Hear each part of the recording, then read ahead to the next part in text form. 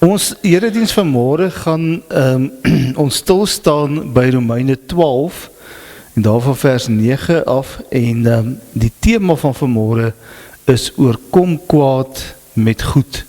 En dis wat die tema wat Paulus daar aanspreek in Romeine 12. Maar voordat ons daar kom ons open eers met 'n wotum, Psalm 121, wat sê, ek slaan my oë op na die berge. Waarvandaan sal my hulp kom? My hulp kom van die Here wat hemel en aarde gemaak het. Gemeente van Carletonville, die Here groet julle elkeen vanmôre en mag sy vrede, die vrede van God ons Vader, die liefde van Jesus Christus en die troostvolle teenwoordigheid van die Heilige Gees by julle elkeen wees vandag. Amen. Wat hy was nie. Ons lees vanmôre saam uit Romeine 12 en daarvan vers 9 af tot 21. En voordat ons dit lees, kom ons bid net saam. Hemelse Vader, baie dankie dat ons vanmôre saam kan wees. Dit was 'n koel môre vanoggend met lae temperature. Maar Here, ons is hier. Ons wil graag hier wees. Ons is hier in U teenwoordigheid. Ons is hier saam met medegelowiges, broers en susters, wat almal hier saam is, om weer net stil te word voor U woord. Ons dink in besonder vanmôre aan hulle wat nie hier kan wees nie.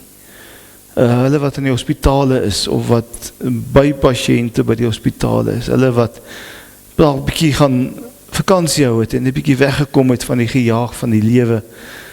Baie dankie Here dat ons weet, hulle is ook nog steeds in die teenwoordigheid.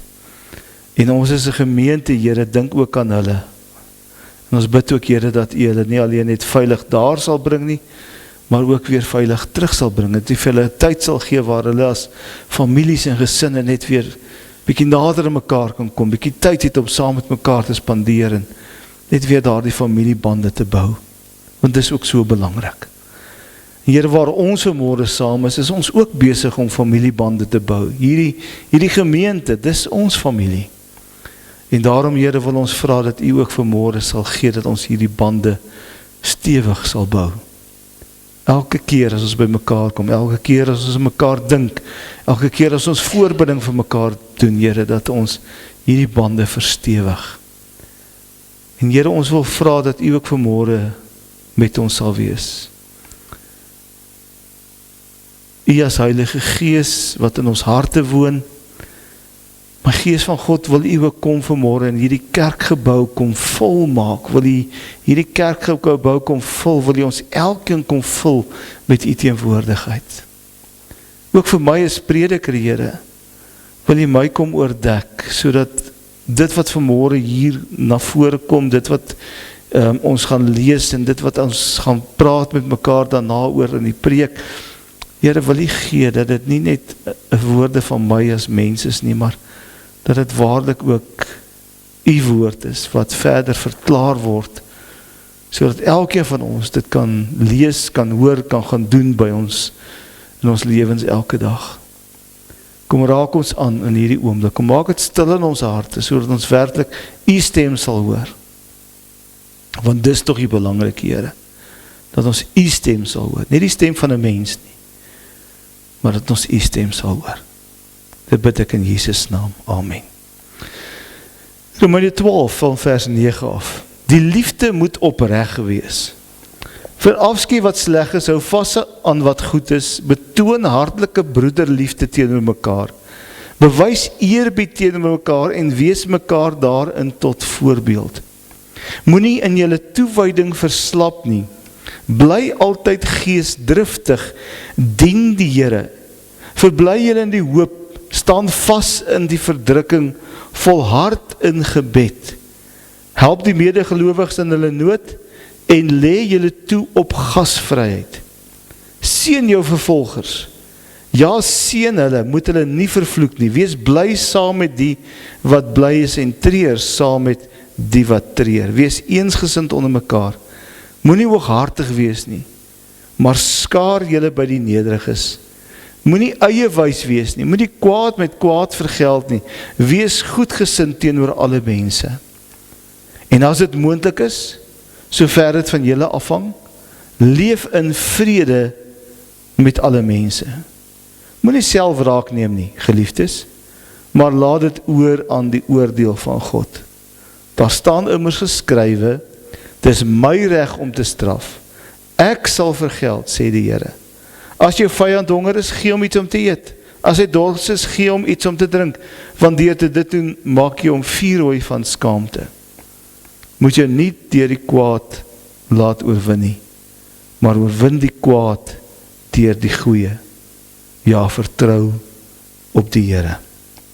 Ons lees net tot daar met mekaar saam vanmôre. En dit is eintlik interessant as 'n mens nou hierdie gedeelte bietjie gaan ontleed, hierdie teksgedeelte, dan sal 'n mens sien, hier is eintlik 'n klompie tekste wat so saam hoort en saam pas. So, daar van vers 9 tot 9 en 10 is eintlik so een gedagte, wat praat van oor die liefde. En dan van vers 11 is dit weer oor die toewyding, tot by vers 13. En dan van vers 14 tot 18 is 'n volgende gedeelte wat gaan oor die vervolgers en hoe jy teenoor mense moet optree wat jou wil kwaad aandoen. En dan vers 19 tot 21 gaan dit weer oor God wat die oordeel gaan vel en oor God wat die een is wat vergeld. Maar dat ons moet ook volhard in ons geloof. So ek gaan basies aan die hand van hierdie gedeelte gaan ek so 'n paar hoofgedagtes wat ek met julle wil deel. Nou net so 'n treetjie teruggee. Want Romeine 12 van vers 9 tot 21 staan nie in 'n isolasie nie. En ons het so 'n rukkie terug het ons Romeine 12 vers 1 tot 8 met mekaar gelees en die woorde daar in vers 1 wat sê, en nou doen ek 'n beroep op julle broers op grond van die groot ontferming van God, gee julle self aan God as lewende en heilige offers wat vir hom aanneemlik is. Dit is die wesenlike van die godsdienst wat julle moet beoefen. Hierdie woorde is eintlik nog steeds die woorde wat hierdie res van die perikoop of die res van hierdie hoofstuk dra, waar hy sê, gee julle self aan God as lewende en heilige offers. In die Ou Testament was die gebruik gewees om 'n dier te bring en dan slag jy die dier en jy gee daai dooie dier, of het nou 'n lam is en of 'n kalf is en of het 'n voeltjie was of wat ook al was, wat jy kon bekostig het om te gaan offer, dit het jy voor die Here gebring, maar dit was 'n dooie offer. Daai dier was geoffer en jy kon wegstap van die offeraltaar af. En nou kom Paulus en hy sê eintlik in hierdie gedeelte, dis nie wat die Here vir ons wil hê nie. Die Here vra nie dooie offers nie.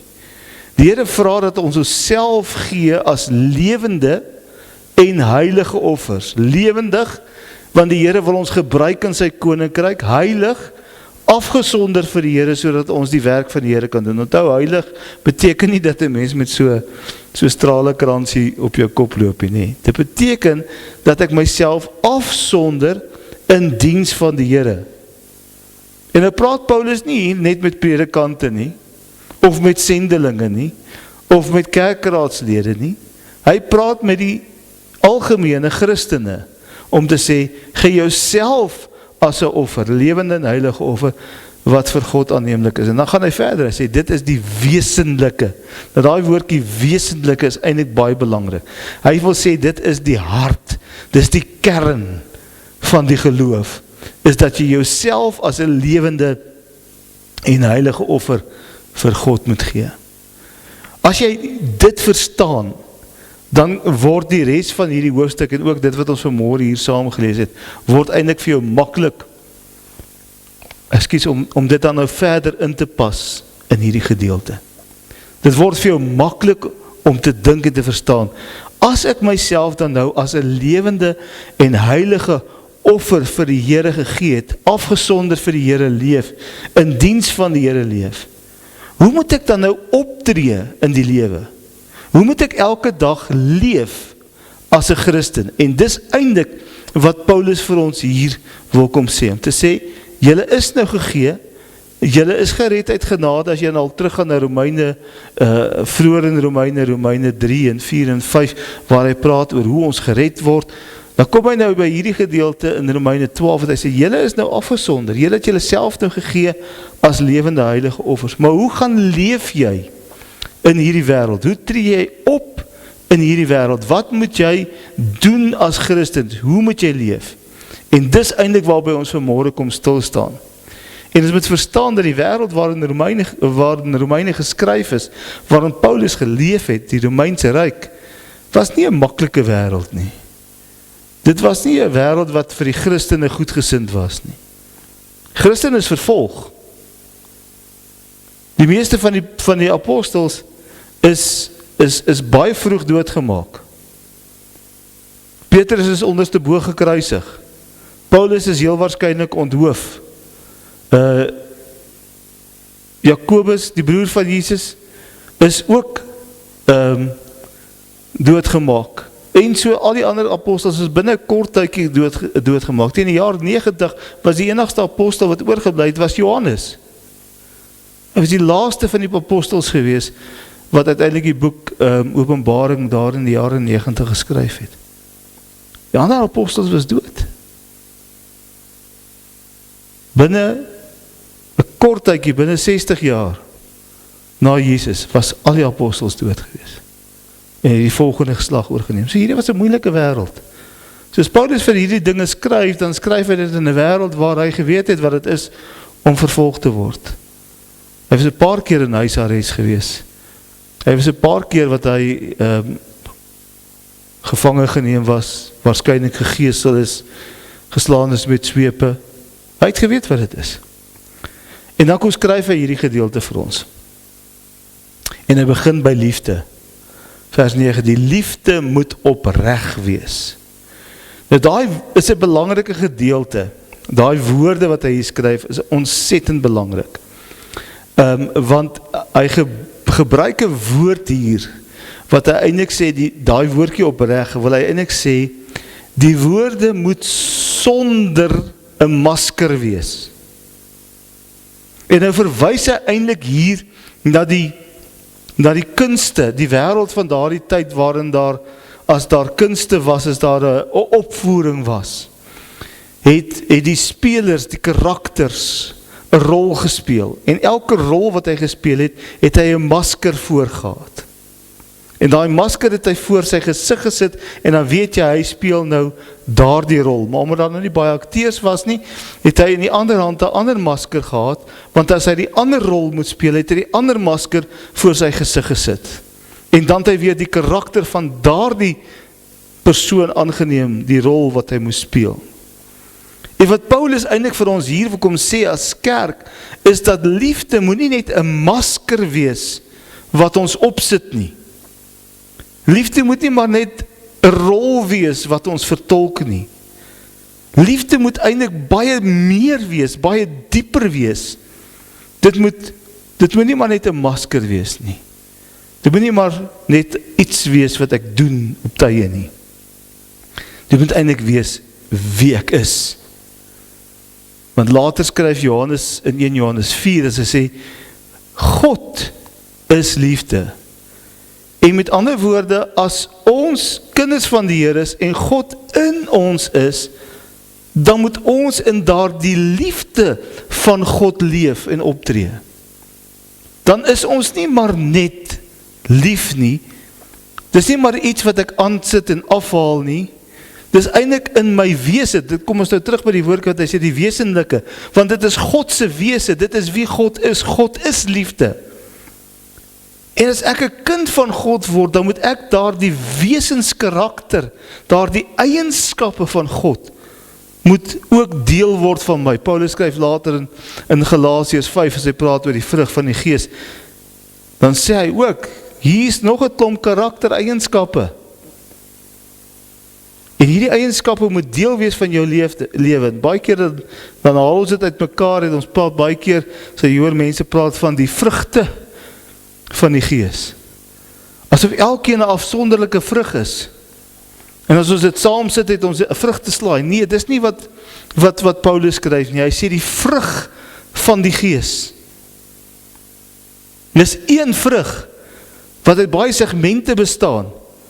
Maar as gelowiges moet ons eintlik hier die totale vrug van die Gees moet sigbaar word in ons lewe. Dit is die wesenlike van die godsdiens. Ons moet die wese van God in ons begin reflekteer. Ons moet dit word. Ons moet word wie Jesus was. Ons moet word wie God is. En God is liefde. En daarom begin hy om te sê, die liefde moet opreg wees. En dan daarmee saam, sê hy iets wat daarmee saamloop om te sê, verafskie wat sleg is. Nou ek dink ons kom en ons leef in 'n lewe in 'n wêreld waar ons by die punt gekom het om nie dinge wat sleg is en verkeerd is te verafskie nie. Ons kyk eerder na maniere hoe om ons 'n kompromis kan maak daarmee in ons lewe. Dis nie wat Paulus skryf nie. Hy sê die liefde moet opreg wees, maar die liefde wat opreg is, verafskie ook wat sleg is, want God haat sonde. God maak nie kompromie met sonde nie. Ons het vanoggend 'n gesprek hier gehad. God maak nie kompromie met sonde nie. God haat die sonde. Maar ons as kerk wil baie keer probeer om die sonde goed te praat, om hom so sagter baadjie om te sit. So sagter kleedjie, dat ons hom nou net kan aanvaar. Maar dit is nie wat die Here sê nie. Ware liefde is ook om vir iemand te sê, wat jy doen is verkeerd. Nie net om te sê, ek is lief vir jou nie. Aan die een kant te sê, ja, ek is lief vir jou, ek omarm jou in die liefde van die Here, want dit is, ek is lief vir jou. Maar aan die ander kant ook te sê, wat jy doen, is nie reg in die oë van die Here nie. Ons kan nie kompromie maak met die wêreld nie. Die feit dat ons dit doen in die kerk, plaas die kerk in 'n krisis. Van die wêreld begin vraagtekens vra, oor maar wie is julle regtig? Wat glo julle regtig? As ons begin om 'n ruggraatlose kerk te word, is ons besig om eintlik ons rug op God te draai. En dit vra die Here dat ons nie moet doen nie. Hy sê, wees lief, die liefde moet opreg wees, nie aangeplak nie, nie aangedik nie, nie iets wat jy maar net aantrek, soos die jas as jy koud kry, en as jy warm kry, dan trek jy hom weer uit nie. Nee, die liefde moet iets wees wat deel is van jou, omdat God deel is van jou, en die Gees van God deel is van jou. In dieselfde tyd sê hy, verafskie wat sleg is. En hou vas, dis die derde ding, hou vas aan wat? Aan dit wat goed is. En hoe weet ons wat goed is? Kom, ons gaan terug na die Bybel toe. Want dis ons handleiding.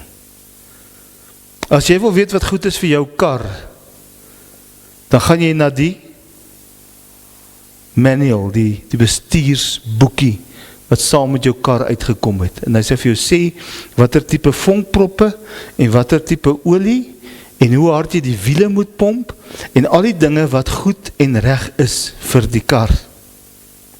Die Here het ook vir ons 'n handleiding gegee. En die handleiding is die woord van God.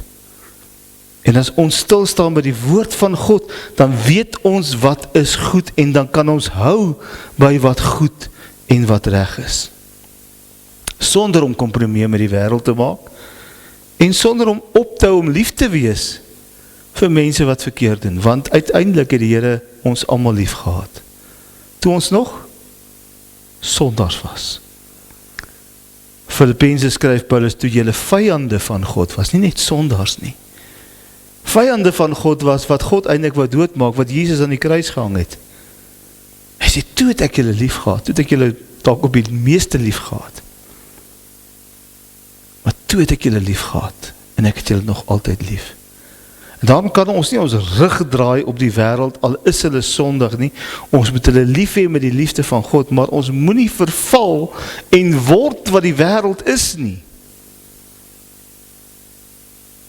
Want dan is ons nie meer kerk van God nie. Dan is ons nie meer volgelinge van Jesus Christus nie. Die liefde moet opreg wees, verafskuw wat sleg is. Hou vas aan wat goed is. Vers 10, betoon hartlike broederlike liefde teenoor mekaar en bewys eerbied teen mekaar. Wees mekaar daarin tot voorbeeld. En nou hoor ek ietsie amper van Jesus wat daar in Johannes 13 by sy disciples se voete gaan sit, sy boekleed uittrek, 'n handdoek vat, en elkeen van die disciples se voete gaan was, en uiteindelik vir Petrus sê, Petrus, as ek nie jou voete was nie, het jy nie deel aan my nie, maar jy is my broer. Maar hy was ook die voete van 'n Judas, wat hom sou verraai, hy was die voete van 'n Petrus wat hom sou verloon, hy was die voete van elkeen van die disciples, wat hy op die ouende, as Jesus gevangen neem, sal hulle rug op Jesus gedraai het. Want hy sê vir hulle, julle is my broers, en ek is lief vir julle. En selfs al gaan julle al hierdie dinge doen, bly ek nog steeds lief vir julle. Daarom sê hy vir hulle, groet mekaar, en betoon hartlike broederlike liefde teenoor mekaar en wees eerbiedig teenoor mekaar. Ek lees gister 'n artikel van iemand wat 'n vraag vra om te sê hy hoor of sy hoor, ek is nie seker of dit 'n man of 'n vrou is wat die artikel geskryf het nie, maar sien deesdae dat mense nie meer titels gebruik nie. Hulle sal somme op 'n radio-onderhoud of wat ook al sal hulle praat, as die persoon 'n professor is of 'n dokter is of wat ook al, sal hom net op sy naam noem, Piet of Jan of Koos of wat ook al. Hoor baie keer op die nuus, dan praat die mense van Trump, nie president Trump nie, dat sal ons sommer net sê Trump. Verval ons nie ook baie keer in hierdie patroon waar ons nie meer eerbied het vir mense nie. Waar die Here vir ons sê, julle moet nederig wees. En in Johannes 13 sê hy vir hulle, as ek wat julle leermeester en julle Here is, dit doen, om myself te verneder en voor julle neer te buig en julle voete te was, wat sê hy vir hulle? Moet julle dit ook teenoor mekaar doen. Nederigheid. Om ander met eerbied te behandel, om ander met ontzag te behandel. Maar sien wat ons begin om die liefde vir God 'n tweede plek in ons lewe te maak. Wanneer dit nie meer deel word van ons wese nie en die wesenlike van godsdienst nie, dan begin die ander dinge ook afval. Dan begin ons bietjie beter kyk na die sleg, ons verafskuw nie meer dit wat sleg is nie. Ons begin kompromie daarmee maak, want God is nie meer eerste in ons lewe nie. Sy liefde is nie meer eerste in ons lewe nie. Ons begin ander met al hoe minder liefde en eerbied behandel. Ons tree teen hulle op asof hulle nie saak maak nie. En dis eintlik die gevolg van die feit dat ons nie meer die liefde van die Here in ons het nie. Dat ons eintlik Romeine 12 vers 1 nie meer nakom nie. Ons gee onsself nie meer as 'n offer nie.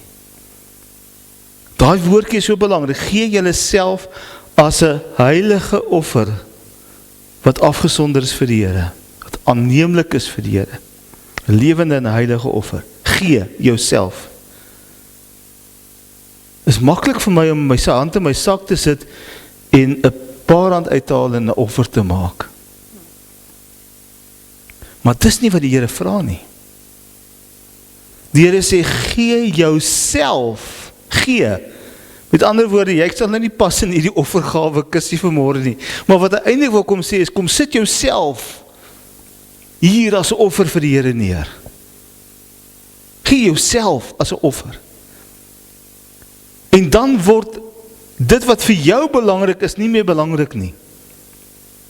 Maar dan word belangrik, dit wat belangrik word gaan in jou lewe, gaan dit wees wat vir God belangrik is.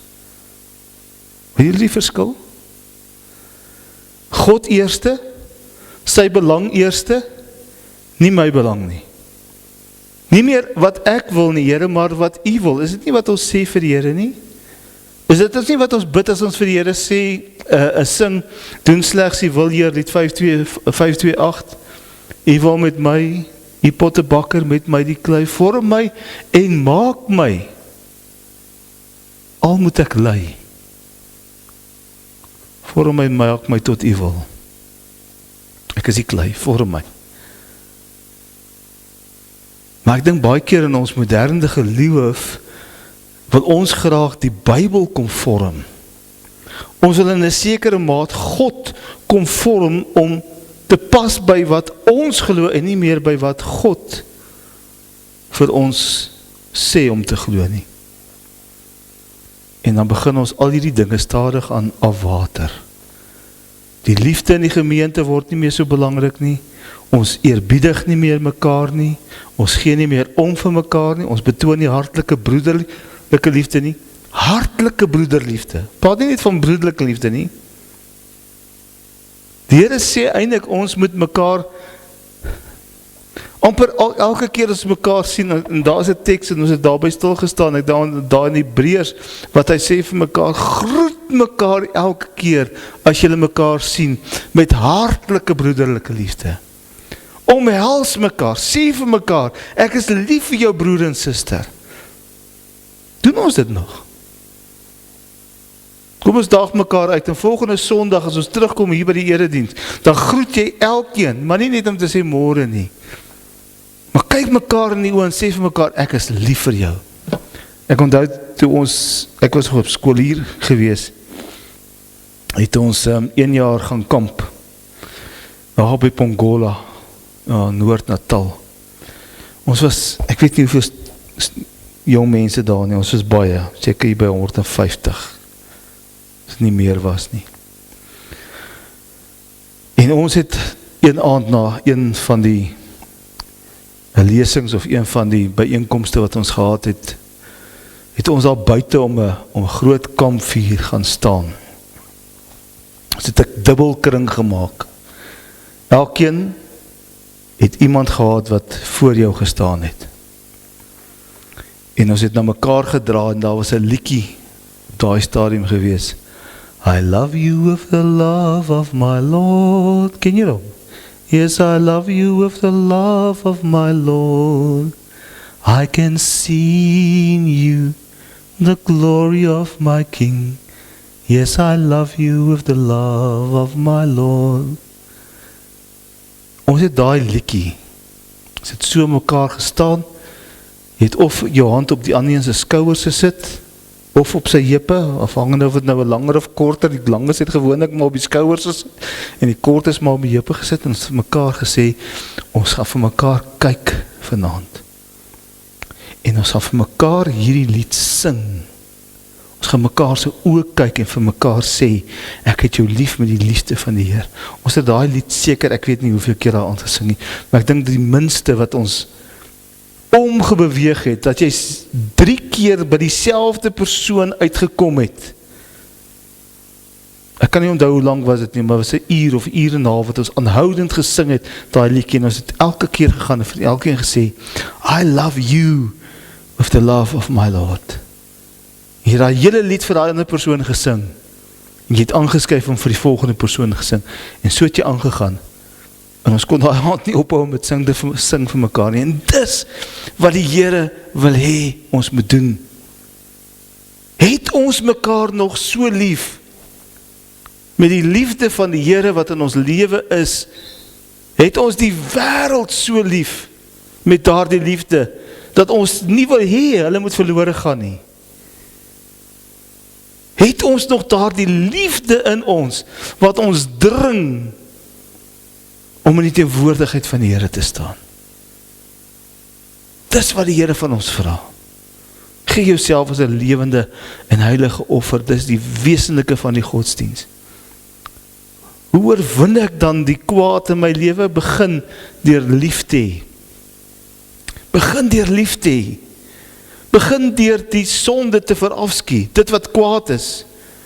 Begin om weer vas te hou aan die goeie wat God vir jou gegee het in jou lewe en in sy woord wat ons as kerk moet doen. Groet mekaar met hartlike broederliefde en sê vir mekaar, ek is lief vir jou, my broer en my suster. En bedoel dit uit jou hart, want onthou, hierdie liefde is nie 'n masker wat jy opsit nie, dis iets wat uit jou hart uit behoort te kom. En wanneer 'n gemeente daardie liefde ontdek, daardie gemeenskap ontdek, daardie by mekaar wees ontdek, dis dan wanneer 'n gemeente stywer vashou aan mekaar, omdat hulle stywer vashou aan die woord van die Here, omdat hulle stywer vashou aan die Here self. Dis die begin. Gee jouself as 'n lewende en heilige offer, en dan volg die ander dinge. Ek het dan eers gekom by die res van die teks nie, en ons tyd is op, maar ons kan nog lank aangaan. Hy kom verder, dan sê hy, moenie in julle toewyding verslap nie, vers 10, vers 11. Moenie in jou toewyding verslap nie. Dit is so maklik om daai snoesknoppie te druk partykeer, nee. Om te sê, ons kan maar nog bietjie wag, 'n bietjie later opstaan, ek is nog bietjie slaap. En as hy 'n paar keer gedruk het en hy bly op plan, dan skuif jy hom net op en dan weet jy, hy gaan nou nie weer lê nie, dan kan jy langer in lê. En baie keer doen ons dit met die Here ook. Ons hoor die stem van die Here. Ons hoor die Here met ons praat, maar ons druk die snoesknoppie. Sê vir die Here, Here nie nou nie. Party fone deesdae het so do not disturb knoppie. Nee. As jy hom aansit, dan lei hy nie, jy kry nie boodskappe nie. Party keer sê ons vir die Here ook, Here, gee ons net bietjie stilte, ons druk ons daai do not disturb knoppie. En as jy dit so 'n paar keer gedoen het, dan word dit makliker om die volgende keer te doen. En nog makliker om die volgende keer te doen. En uiteindelik word het maklik om die Here uit ons lewe uit te skryf. Hou vas aan die toewyding. Moenie verslap in julle toewyding nie, maar bly altyd geesdriftig. Nou, hierdie woordjie geesdriftig wat Paulus hier gebruik, die Griekse woord beteken eintlik om vol te wees met die Heilige Gees. Gedryf te word deur die Heilige Gees, om toe te laat dat die Heilige Gees jou dryf in jou geloof. Is nie maar net, soos die kinders sien daar op die paviljoene, en hulle is geesdriftig, en hulle nou gees in hulle, en hulle sing lekker daar op die paviljoen. Dis nie hierdie tipe van geesdriftigheid nie. Hierdie beteken om geesvervuld te wees, om gedryf te word en toe te laat dat die Heilige Gees ons dryf om te word wat God wil hê ons moet wees. Dis hoe ons die kwaad oorkom. Die derde ding wat hy hier noem is om te sê, help die medegelowiges. Verbly julle in die hoop, staan vas in verdrukking, help die medegelowiges. Nou, wat is hierdie hoop? Hierdie hoop is nie wat Marx genoem het, a pie in the sky nie. So maar net so ietsie vaag nie. As ons wil weet wat hierdie hoop is, dan moet ons blaai na Hebreërs toe. Hebreërs wat vir ons baie duidelik sê daar in hoofstuk 11, vers 1, om te glo, is om seker te wees van die dinge wat ons hoop, en om oortuig te wees van die dinge wat ons nie sien nie. Is om seker te wees van die dinge waarop ons hoop. Met ander woorde, hierdie hoop is nie maar net so fluffy ietsie wat daar is nie. Dis 'n sekerheid, dis 'n wete. God het my lief. Jesus het vir my aan die kruis gesterf. Hy het vir my opgestaan, hy het opgevaar na die hemel en hy sit en hy regeer aan die regterhand van die Vader. Dis 'n vaste wete. Dis nie maar net so vaag begripie, so hoop nie. So wat ons baie keer vir mense sê, ek hoop dit sal met jou goed gaan. Maar ons weet nie regtig of dit sal nie. Hierdie is, Bybelse hoop is anderste. Bybelse hoop is gebaseer en gebou op vaste wete. Wie God is. En omdat ek weet wie God is, het ek 'n vaste hoop op dit wat ek nie kan sien nie, want ek weet God is die een wat die belofte gee. Wat sê Jesus vir Thomas, as hy daar vir Thomas ontmoet in Johannes 14, en hy sê vir Thomas, kom voel, en druk jou hande in my wonde, en die hande in my sy. Dan sê hy vir Thomas, geseënd is jy, wat kon sien en glo, maar nog meer geseënd is hulle, wat nie sien nie, en glo. En dan praat hy eintlik van ons. Ons is eintlik geseënd. En dan kan ek nog lang aangaan oor hierdie gedeelte, wat hy verder skryf en sê oor die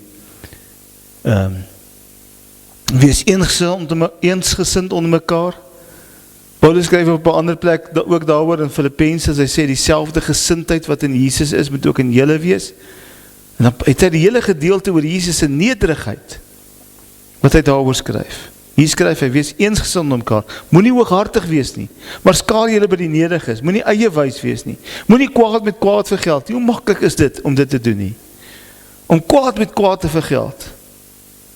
As iemand jou iets verkeerd gedoen het, gaan ek hom terugkry. Die vergelding kom my toe. Ek gaan vergeld. Dis nie wat die Here sê nie. Dis nie wat Paulus vir ons skryf in Romeine 12. Hy sê, wie moet vergeld? Sê die Here. Moenie kwaad met kwaad vergeld, wees goedgesind teenoor alle mense. Moenie self wraak neem nie, geliefdes, maar laat dit oor in die oordeel van God. Dis God wat moet oordeel, nie ek en jy nie. Ons is baie maklik om te oordeel. Maar dis nie wat die Here van ons vra nie.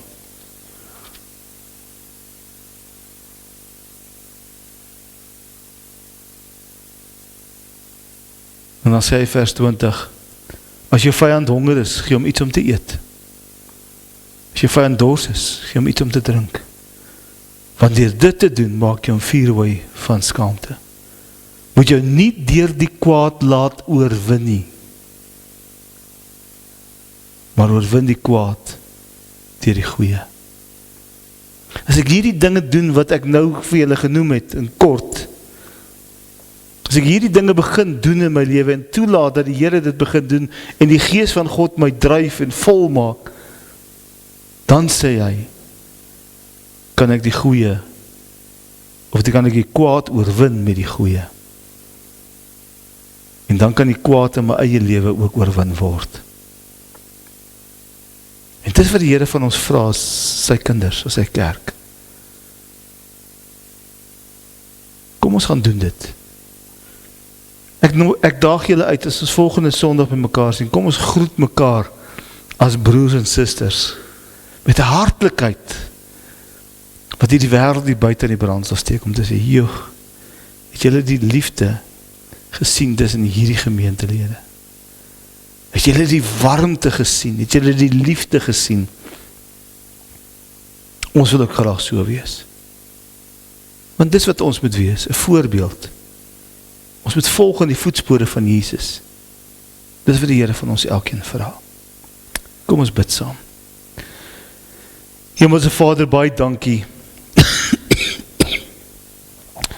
dat ons vanmôre kan saam wees, dat ons vanmôre die woord kan lees, dat ons daarna kan luister, die verklaring, die uitleg daarvan. Maar Here, hierdie woorde val nie altyd maklik op ons ore nie. Baie keer wil ons die teenoorgestelde doen. Het is makliker om 'n kompromie te maak met iets wat verkeerd is, sodat ons weet wat verkeerd is, maar ons voel ons kan ook nie in optree teenoor mense of vir hulle dinge sê, omdat ons ook vir hulle lief is nie. En dan is dit makliker om 'n kompromie te maak met die wêreld, eerder as om te staan op die woord. Het is maklik vir ons om kwaad te wees vir ander mense wat ons verkeerd aangedoen het. En ons wil graag so graag self vergeld vir dit wat hulle verkeerd gedoen het aan ons. Maar Here, dit is nie wat U van ons vra nie. U sê vir ons, wees lief vir jou vyande. Doen goed aan hulle.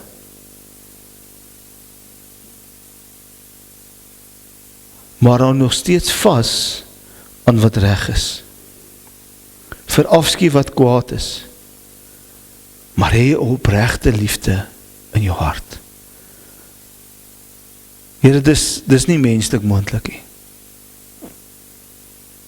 Ek dink ons almal voel vanmôre so, dis nie iets wat menslik moontlik is nie, en dit is so. En daarom het U vir ons die Gees gegee. Daarom kom vul die Gees ons, en daarom sê U vir ons weer, wees geesdriftig. Met ander woorde, gevul met die Gees, gedryf deur die Gees.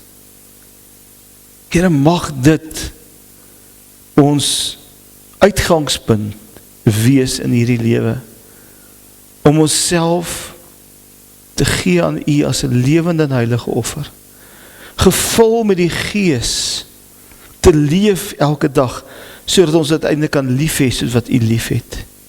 Die kwaad kan verafskie, en die goed kan doen, wat die kwaad in hierdie wêreld sal oorwin.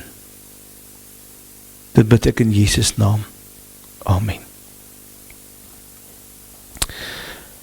Kom ons gebruik vanmôre saam die nagmaal. Ek nooi julle uit om julle self te kom bedien. Julle almal weet hoe dit werk, en wat waar is, die kelkies en die wyn, en die druiwesap. Kom bedien julle self, en dan sal ons na die tyd saam die nagmaal gebruik. Broers en susters, as ons so om die nagmaaltafel sit, dan sien ons die liefde van die Here in werking. Die liefde waarvan ons nou gepraat het. 'n liefde wat opreg was. Sy liefde vir ons, elkeen van ons was opreg. Het was nie 'n masker nie. Want as dit net 'n masker was, sou hy nie vir ons gesterf het aan die kruis. Dit was opreg. En dis die liefde wat die Here van jou en van my ook vra. So wanneer ons vanmôre saam die brood en die wyn gebruik, die nagmaal, dan sê die Here en roep hy ons ook om te sê, gaan leef in hierdie wêreld in my liefde. Gaan word meer en meer soos Jesus in die wêreld elke dag. Die brood wat ons breek is die teken van die liggaam van Christus wat vir jou en vir my gebreek is aan die kruis. Neem dit, eet dit, dink daaraan en glo dat sy liggaam vir jou gebreek is as 'n volkome versoening vir al jou sondes.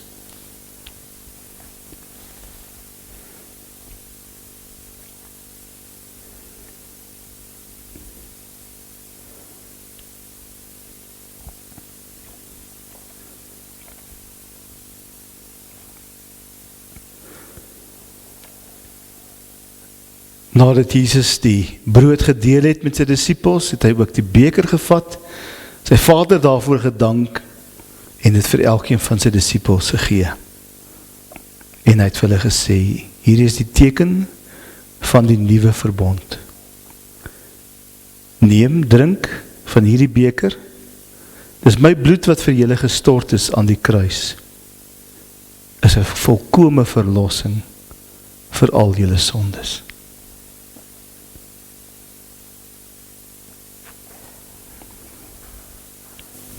Kom ons ontvang die seën van die Here en ons gaan vandag in sy vrede. Die seën is 'n gedeelte wat ek gekry het uit 2 Tessalonisense 3 vers 16.